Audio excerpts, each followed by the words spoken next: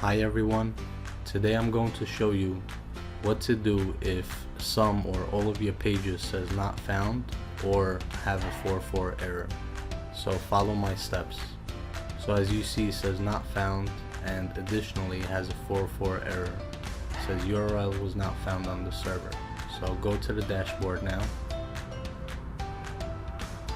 scroll down to settings, and then click on permalinks.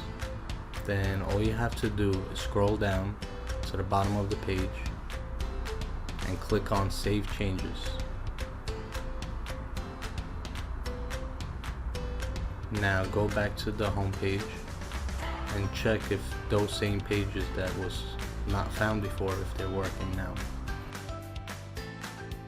There you go, as you see it's working.